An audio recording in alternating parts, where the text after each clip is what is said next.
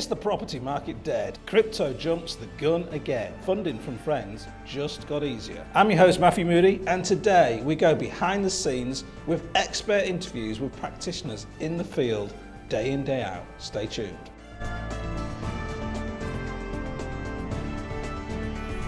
So earlier this year, I caught up with a good friend of mine, Mr. Simon Zutshi, where we talked in depth about the property market. Now, for those of you who don't know Simon, he is the founder of the Property Investors Network and generally runs the largest mastermind program in the UK. As well as that, he's authored a book, Property Magic, which is an Amazon bestseller, and has spoken internationally across the world on the subject of property investing. So Simon and I have known each other for a very long time. I've spoken on many of his stages, he's spoken on mine, and it's always great to catch up with someone that's actually in the field and hearing what's going on from obviously his clients and the people that he works with. So in this first episode of season 4 of Property TV, we are going to be discussing what is actually going on with the property market right now. Is it a good time to buy, or should you perhaps wait?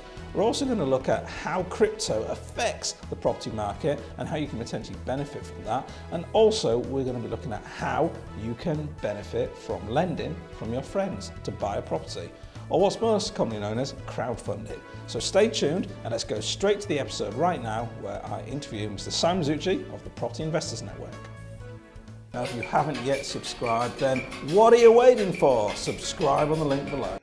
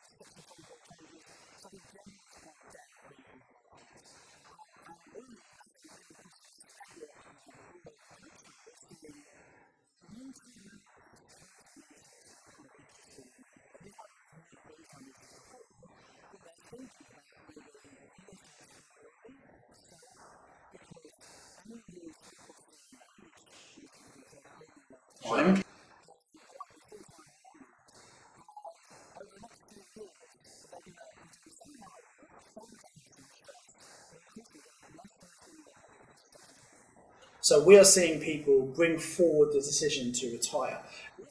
Property shows and events like this, amateurs who are thinking about getting in saying, well, is it really still worth getting into property with all these new taxes and uncertainty and what if prices dip and things like this? So I think we're going to see a slowdown in the growth rate of rental stock. As we see landlords exit, I think we might even see a little dip in property prices in 2019 and into 2020 as people realise they're not making as much money as they used to, and some think about selling up. So is it a good time to invest? Well, I believe it's probably not a good time to be flipping property, but if you're buying for the long term, doing houses like you do, like I do HMOs, for example, that give you a good cash flow, short-term dips don't really matter as long as you're holding long term. So I think actually there's always a good opportunity to get into the market if you know what you're doing. And with a market that's a bit steady or even slightly going down, it's easier to get deals than when the market's booming. Yeah. So actually, although some of the amateurs might put off, professionals, we're kind of adapting, we're getting on, getting out there. I'm personally looking to take on some big portfolios from landlords at one at a time, within a company structure probably. That's one of the things I'm looking to do. So I think it's a massive opportunity. Absolutely, and I think it's really interesting what you say about some of these older type landlords that in the past would never be seen in kind of events like this. You know, the kind of people that go to NLA and RLA meetings are very stick in the wool kind of think they know it all. And exactly. They've been doing it for 35 years. Yeah. Then all of a sudden, it's like, well, actually, you're going to pay a third more in tax. Yes. And then you're going to pay double tax. And then everyone's thinking, well, what do I do? Yeah. But what they used to do may not be working anymore. Precisely. And we're seeing that ourselves in terms of the areas that we invest in, the Midlands and the North. Lots of landlords getting out. Yeah. And also, interestingly enough, or perhaps not, to be fair, the state of the property is just shocking. This is shocking, and this is from old-time landlords that have been doing it for years and really have neglected their properties. So there were two interesting things that kind of go together. One is that when you take on other people's properties, generally they haven't been kept up. So you do need to spend some money to refurb, but that's good because you can add value to them. Absolutely. And also, very often you find the rents are kind of lower than they should be because they're not provided. I mean, I'll be honest, I've got some tenants in my properties where I've not put the rent up because they're a good tenant, I've kind of kept it where it is, and it might be there 4 or 5 years later, and what they're paying is a lot less than the market rent. So actually, there's an opportunity to improve properties, to increase the value, and increase the rents. You can buy properties and potentially refinance and get some of the money out, which is why I'm looking to get some portfolios now. The other thing, though, that does happen is I think sometimes when landlords looking to sell, they have a wildly optimistic view of what their property's worth.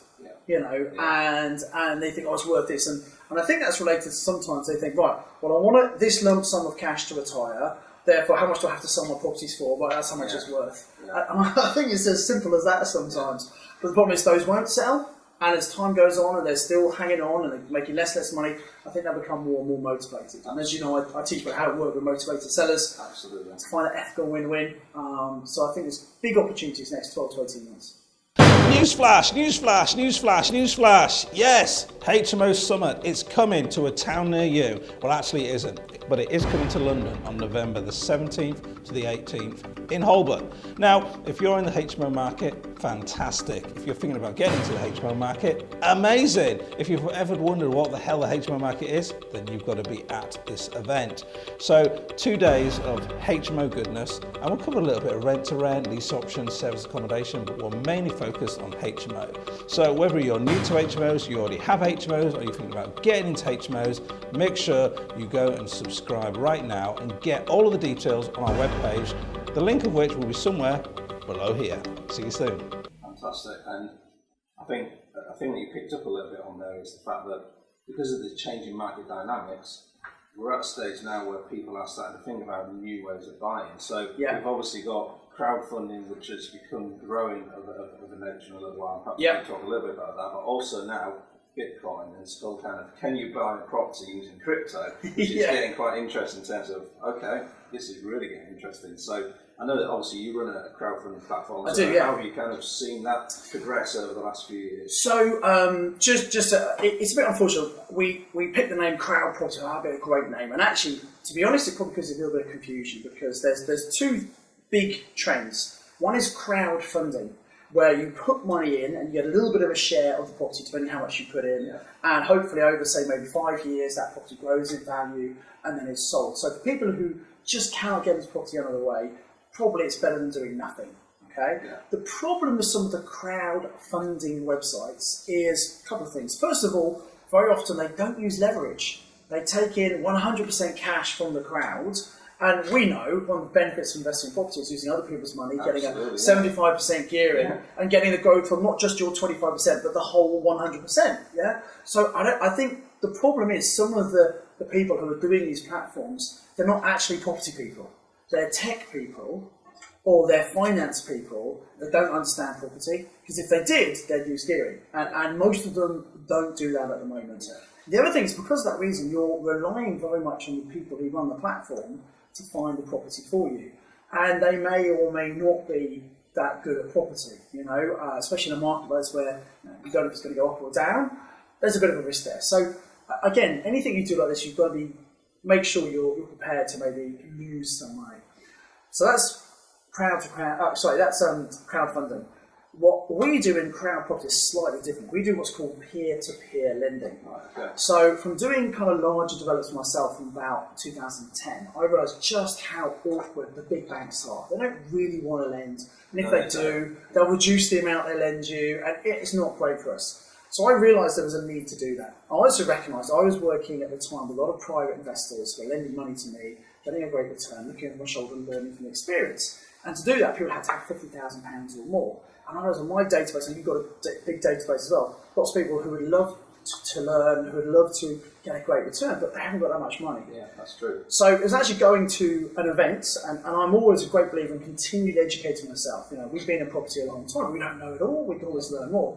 I went to a business event, and I heard all about peer-to-peer lending and crowdfunding, and I thought, wow, could I create a platform that introduces experienced developers or borrowers to a crowd of lenders, and we want to make it so not just high net worth people, anybody could do it. So we've created that. We did it in 2014. We're now fully FCA regulated and authorised, which is pretty good. We've got our own ISA, so it means people can act. So a normal lender can come and lend anything for £500, get an 8% return on their money per annum, and that's with first charge security. And to date, we've never lost any money for anybody, which is pretty good. If they do it within an ISA, it can be tax-free as well. So 8% tax-free. You know, we can get more in HMOs, obviously, but then we've got all the hassle, the risk, etc. Sure.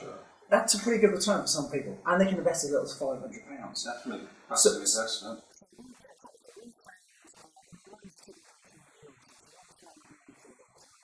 And so we found some really experienced borrowers, a lot who've done my mastermind program, not everyone, but we kind of know those people. And the great thing is they're coming back to us for more loans because we're really easy to deal with. We get property, and if you have a slightly complicated deal, the banks will say, oh no, well, they'll lend you less money. Yeah. We get complicated deals because we're in property, and we don't lend on bad deals, but as long as it's a good deal, we'll lend on that. And we can do it really, really quickly as well, as fast as bridging, or faster sometimes.